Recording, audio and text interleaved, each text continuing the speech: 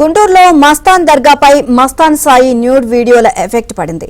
దర్గా స్వాధీనానికి జిల్లా వక్ఫ్ బోర్డు అధికారులు నిర్ణయించారు. ప్రస్తుతం మస్తానయ్య దర్గాకు ధర్మకర్తగా మస్తాన్ సాయి తండ్రి రామ్మోహన్ రావు ఉన్నారు.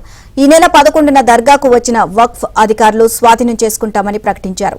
అయితే రామ్మోహన్ రావు ఈ నెల 14 వరకు గడువు కోరగా నిన్న రామ్మోహన్ రావు అందుబాటులో లేకుండా పోయారు. దాంతో ఇవాళ స్వాధీనం చేసుకునేందుకు వక్ఫ్ అధికారులు సిద్దమయ్యారు.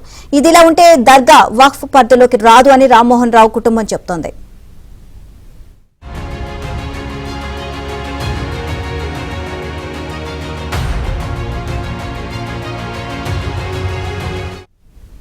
ఓవరాల్ ఇదే అంశానికి సంబంధించి మరిన్ని అప్డేట్స్ మా కరెస్పాండెంట్ సాంబశివరావు అడిగి తెలుసుకుందాం. సాంబశివరావు, మస్తాన్ దర్గాను స్వాధీనం చేసుకోవడానికి వక్ఫ్ అధికారులు అయితే సిద్దమయ్యారు. ఇది అందులో వక్ఫ్ దాంట్లోకి రాదు, పరిధిలోకి రాదు అని చెప్పేసి మస్తాన్ కుటుంబ సభ్యులు అయితే చెప్తున్నారు. సో దీనికి సంబంధించి మరి ఏంటి, అధికారులు ఏం చేస్తున్నారు?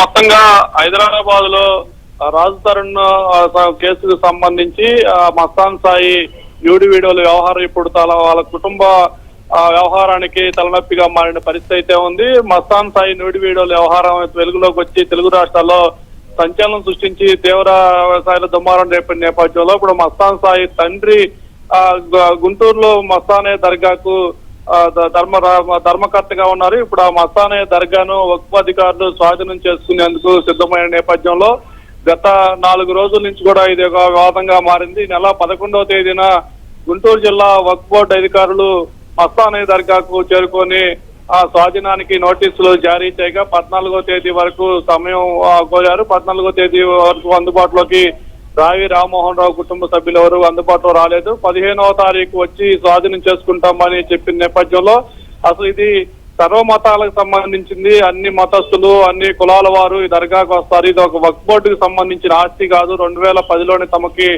జిల్లా కోర్టు ఇది ప్రభుత్వానికి గాని వక్ఫ్ గాని సంబంధించింది కాదు అని తీర్పు ఇచ్చిన దాన్ని కూడా తీర్పు ప్రతులను మీడియాకి రావి రామ్మోహన్ రావు కుటుంబ సభ్యులు అయితే చూపించి ఇది వక్ఫ్ బోర్డుకు సంబంధించిన ఆస్తి కాదు, ఇది వక్ఫ్ బోర్డు అధికారులు కుట్రపూరితంగా తమ ఆస్తులను స్వాధీనం చేసుకునే ప్రయత్నం చేస్తుంది. ఇది ప్రజల మనోభావాలను, భక్తుల మనోభావాలను దెబ్బతీసే విధంగా వక్ఫ్ అధికారులు ప్రవర్తిస్తున్నారంటూ కూడా వాళ్ళు ఆవేదన వ్యక్తం చేసింది తెలుస్తుంది. మొత్తంగా వక్ఫ్ బోర్డు అధికారులు 14వ తేదీ వరకు సమయం ఇచ్చి ఈ రోజు 15వ తేదీని వచ్చి దర్గాను స్వాధీనం చేసుకుంటామని నోటీస్ ఇచ్చిన నేపథ్యంలో ఈ రోజు మరి ఇంతవరకు కూడా దర్గా వద్ద రావి రామ్మోహన్ రావు కుటుంబ సభ్యులతో పాటు మీడియా సభ్యులు కూడా దర్గా వద్ద వేచి చూస్తున్న నేపథ్యంలో ఇంతవరకు వక్ఫ్ బోర్డు అధికారులు ఎవరు కూడా అటువైపు రాని పరిస్థితి అయితే ఉంది. మరి వీరు చెప్తున్న విధంగా ఇది వక్ఫ్ బోర్డుకి సంబంధించింది కాదు, ప్రభుత్వానికి సంబంధించిన ఆస్తి కాదు, ఇది తమ పూర్వీకుల నుంచి వచ్చిన ఆచారం, ఇది ముస్లింస్ సంబంధించిన ఆచారం కాదు, అన్ని మతాస్తుల వారు, అన్ని కులాల వారు ఈ దర్గాకి వస్తుంటారు, ప్రార్థనలు చేసుకుంటారని కూడా